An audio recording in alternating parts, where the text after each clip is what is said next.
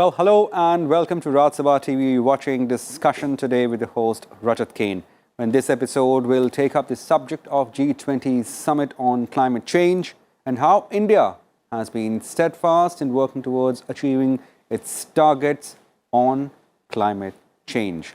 Well, addressing this year's summit, Prime Minister Narendra Modi said that the entire world needs to fight the adverse changes in the climate in an integrated, comprehensive and holistic manner. Addressing the summit through videoconferencing, the Prime Minister also underlined that India is not only going to meet its Paris Agreement targets, but will exceed them. He especially cited how India has taken concrete actions in the sphere of cutting down tons of carbon dioxide emission every year and increasing natural forest cover. So what is the way ahead in fight against climate change and how we are going to achieve it? Well, to discuss further on this issue, we're joined by two very important guests on the panel. Thanks, gentlemen, for joining us. Mr. R.R. Rashmi, former Special Secretary, Ministry of Environment, and Dr. A.K. Gosai, who's from Department of Civil Engineering from IIT Delhi. Well, let me start with you, Mr. Rashmi, first. Given the post-pandemic, or to say post-COVID-19 pandemic world order, where do you see the G20 Summit on climate change making a good headway, sir? Or to say requirement of such a summit? Yeah, sir. Thank you very much, first of all, for inviting us for this important discussion. Our pleasure, sir.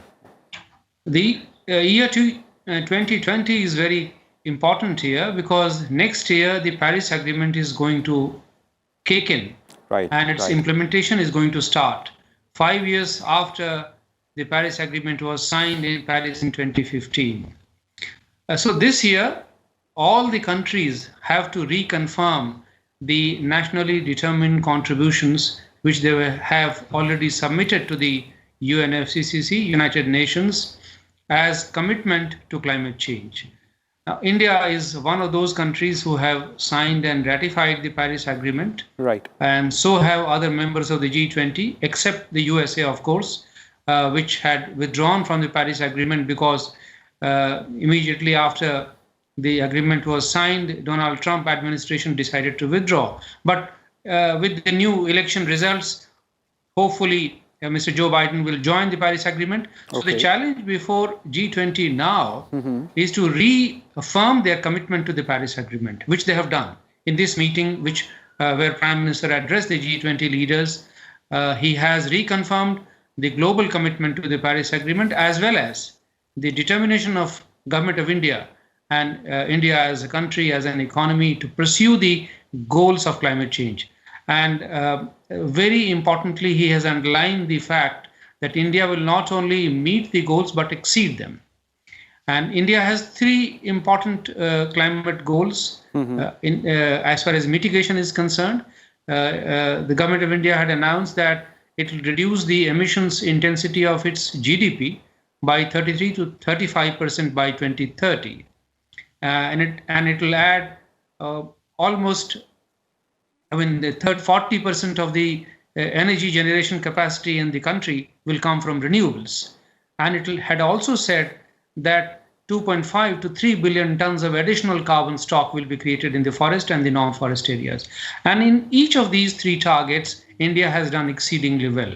Now you will be happy to know that the latest the report of the Government of India says that it has already reduced its emissions intensity by 24%, against the targeted 33 or 35% by 2030, and now it is only 2020. And the report is based on the data of 2016. So in 2016, India has already reduced by 24%. So India is well on its way to reducing emissions comparative to its economic production, national GDP. And similarly, renewables is an extremely good story in India. I mean, no other country has done the kind of work which India has done in the field of renewables. In a matter of 10 years, it has increased tenfold its renewable generation capacity. Today, we are at almost 90 megawatts out of 310 gigawatts is being produced only by renewables. and we have reached 35% against the targeted 40%. So India is a success story as far as commitment to climate change is concerned, but there is a international cooperation question here. Unless all the countries do it together, the global goal of stabilizing the climate at below 2 degrees will not be met. And here lies the challenge for the G20 countries. Well, thanks, Mr. Rashmi. Please stay on. Let me just take it forward on the same point as to where you left with Mr. Gosai, Dr. Gosai. Sir, as Mr. Rashmi just mentioned that the biggest challenge would be how the other countries would also contribute. So prior to that issue, could you elucidate among the steps taken by India in reducing carbon emission and also about the clean and renewable energy, what are the steps that you rank among the best? I think that is a question which is very, very difficult unless you have the figures in front of you. Right. But I feel that on both the fronts, on introducing the renewables, that is one aspect where huge improvement has been made. And we are now saying that the solar has become really viable, which was not viable and still is not viable in many other countries. So we have shown that the solar is viable to be implemented, and we are going in a very big way.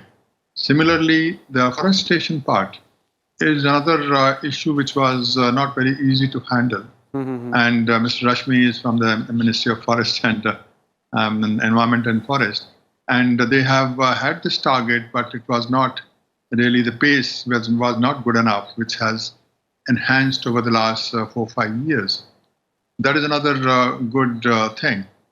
But I think I'll just like to add the question which we have posed to Mr. Rashmi. It's good that we are taking this challenge very seriously, and we have shown to the world that yes, this is doable. But if you look at from the overall context, India's contribution to the emission is very, very small in comparison to the other countries. That's true. We are not emitting as much, and even if we stop emitting that, suppose if we achieve all the targets, and we are the only ones which are who have achieved the target, is not going to make much difference in the overall global warming, because the target of keeping the global warming below 2 degrees is not going to be met if all the others don't join. So that's why Mr. Modi has made it very clear that unless all the other countries also follow the suit and show the same intent which India has shown, is not going to make the difference for the globe. So we are the injured party because we are the ones who are having the double whammy. We are having all the brunt of the climate change in the form of floods, in the form of droughts, and we are losing on that. We are I think losing thousands of crores in that aspect, which was not our doing. And on the contrary, now we are also showcasing that we are still willing to cooperate with the world and show them that this is something which has to be fought collectively. But which are the other countries which have done that? So I think there has to be a mechanism in place. Even after, we have seen many times that even after signing all these agreements, people have backed out.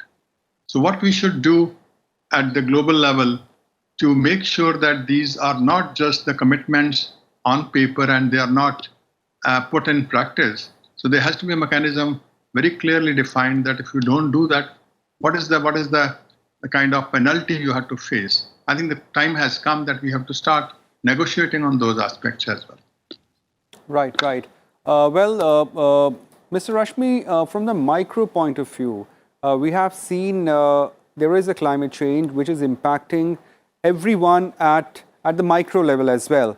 So now, what are the challenges and how the developing countries, especially as Mr. Modi also mentioned in his address to G20 summit, that the developed countries should take a lead in investing, in providing finance and infrastructure to the developing countries. So what are the challenges before the developing countries per se?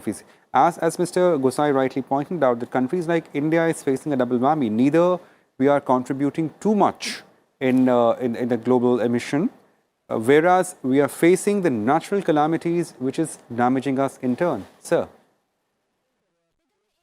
Mr. Kane, there are two dimensions to the problem of climate change. Right, sir. One is the international and the other one is the domestic or the national one. Mm-hmm. As far as international negotiations or international dimension of the climate change is concerned, this problem will persist for quite some time, because it's the kind of geopolitics which revolves around climate change. These are interacted discussions, and the geopolitics doesn't change over a short time. It changes over a very, very long time. Absolutely. And it's all a power play there in course of international discussions and negotiations. So it'll take time. There is no doubt that international cooperation is very critical. But at the same time, it's also important to understand that we need to undertake ambitious actions, not only for the global interest, but also in our own national interest. Because we have to be driven by the considerations of energy security, universal access to energy. These are all or protecting our people from the disasters, climate disasters, and reduce their vulnerability. These are all goals, and we have to find enough resources and wherewithal to handle these things. And fortunately, there is a technology is available which can help us move in this direction, although there are costs involved in any economic change. Right. But if we adopt right business models, it is possible to moderate the costs and scale up the actions in such a manner that it becomes affordable. For example, I'll take the example of renewable energy. Today, the latest auction of solar power, along with storage, the cost which has been bid by the parties, the cost has gone down below the coal fire, below ₹3. And earlier this was not expected to happen. Today it has happened. In the last 10 years alone, the prices of the variable cost of solar energy have fallen below coal. So it is possible that in the future, if we keep investing in this, we will be able to phase down our coal over a slightly longer period.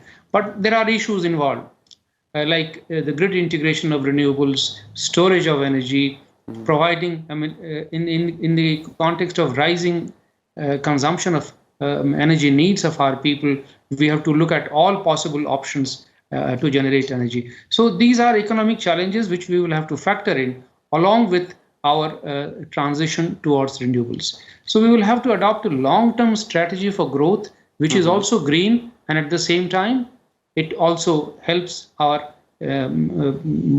us move in achieving the sustainable development goals. So a long-term strategy is required, which helps both development as well as environment. And this is is a work in progress, and all departments of the governments will have to cooperate in this. Right. Well, Dr. Gosai, let's just continue on the developing countries and the challenges before it. What are the major challenges in terms of the wherewithal before the developing countries when it comes to balancing act of having infrastructure, meeting energy needs, at the same time maintaining the climate change aspect as well, or rather safeguarding against the climate change aspect as well? Yes. I feel the energy is not a major question in comparison to the other impacts which the climate change is going to have, especially on the water sources. The water is going to be impacted the most, and with the water, everything else is going to be impacted. So if you see, because of the higher temperatures, the global warming, the evapotranspiration requirement and thereby the irrigation requirement has increased manifold. It has become much higher than it was earlier. And the other thing which has happened is that the major impact which we are seeing in our country, the number of rainy days are going to be less. With the number of rainy days to be less and the same amount of water becoming available, that means the intensity of the rainfall is much more than what it used to be earlier. And that is what is being seen all over the country. Now, it has also another very big impact, that we still have 60% of our agriculture is rain-fed. Now that rain-fed agriculture cannot survive because the gap between the two rains is going to increase. So all the kharif crop, which we used to not bother about, now we'll have to think in terms of creating storages for having irrigation water, which needs to be used as a supplementary irrigation whenever the crop is going to fail, even in the kharif season, the monsoon season. So I think that is a big investment which we'll need to have all kinds of storages underground and overground to be made available if we have to really survive the crops. And this, we have not yet imagined that how much investments will be required.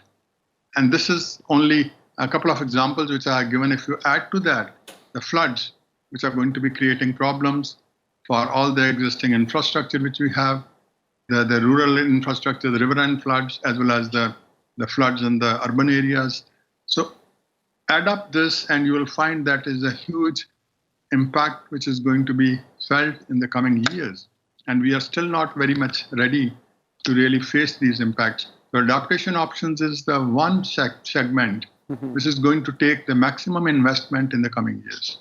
G20 Summit is a huge platform, including both the members and the invitees or the participating nations. It accounts to nearly 2/3 of world population, and nearly 75% of world's GDP is being represented in the countries who are part of the G20 Summit. Now, when we talk of countries like US not being part of it, and now, as you mentioned in your opening remarks, that with a change in administration in US, there is possibly chances of some change of decision from the US. Will that impact the overall scenario of G20, sir? Certainly, the US being inside the Paris Agreement is a great signal, an important signal to the rest of the international community, and because it bolsters the confidence of the international community in global actions. In any international regime, if the US, which is the superpower and the most powerful economy in the world, if it is outside the agreement, the agreement is naturally weakened, and to that extent, its effectiveness is, it's handicapped. So therefore, it's very welcome that the new administration of the US has decided to come back into the fold of the Paris Agreement. The Paris Agreement, the actions which have been so far committed by the countries may not be fully ambitious. They are not fully aligned with the climate goals of stabilizing the climate, the increase in the temperature below 2 degrees or 1.5 degrees. So far, the actions that have been announced are not enough to stabilize the climate at that level. And therefore, it is important that countries like US and China, EU, which are the major emitting countries today in the world, and which have the developed countries have contributed the largest amount of stock of carbon dioxide emissions in the world. So if they come together, it's a good signal. But let me also add a word of caution here that US being inside or outside the agreement is a technical issue. Right. What is more important is what kind of actions we are taking, to make the transitions in the energy systems, and as Professor Goswami was saying, in the other systems relating to other natural resources. Fossil fuels are one natural resource. There are other natural resources which are also impacted by the climate, and water is one of them. There are the forestry carbon stock is another. The air pollution is today such a big issue. The water, the oceans, the biodiversity. These are all different dimensions of our environment which are being impacted by the climate. We have to take all of this into account. Our land, which is being degraded. So the fact that the US will be a party to the Paris Agreement is an indication that the attention of the international community, which had so far weakened immediately in the aftermath of the Paris Agreement, will now be strengthened further, and the global resolve to take sectoral actions in different areas of energy system, water system, our efforts towards arresting the land degradation and improving our forest cover, these will get further fillip. And what is required is an international movement in certain specific areas to promote decarbonization across the board, not only in energy systems, but across industries and across the field of agriculture, transport, which are the major emitting sectors. We need to evolve policies in each of these sectors. In India, we have moved very well in the area of renewables. Therefore, we are making transition in the energy system. At the same time, we have now announced our intention to adopt electric vehicles. This will again take time, but this is an important area. Agriculture is another area. So forestry, so forest, agriculture, transport, industry. Industrial decarbonization is extremely difficult because here we use energy not only for producing energy, but also for heating processes which are critical in making the products like steel and cement. And there is no alternative to coal at the moment there. So we have to move towards hydrogen. Right. And G20 can play a very important role in development of technologies and making these technologies affordable and accessible to all the international community in a shorter time frame than what will normally happen. And this is critical for the protection of climate and environment in general. Right, right. Dr. Gosai, as we near the end of the show, let me ask you one question here. It's rather more academic. As we have seen in last 5 decades or so, rapid urbanization, rapid modernization. So the forum like G20, did we arrive at forming a platform to counter the climate change or to say adverse effects of climate change just in time, or there were some alarm bells when we were right there at the face of it, sir?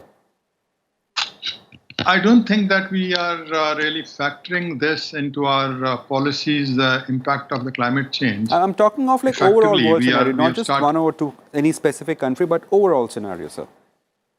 Yeah, overall also, if you look at the impact of climate change on various sectors, for example, the water, the agriculture, these are the two sectors and forest.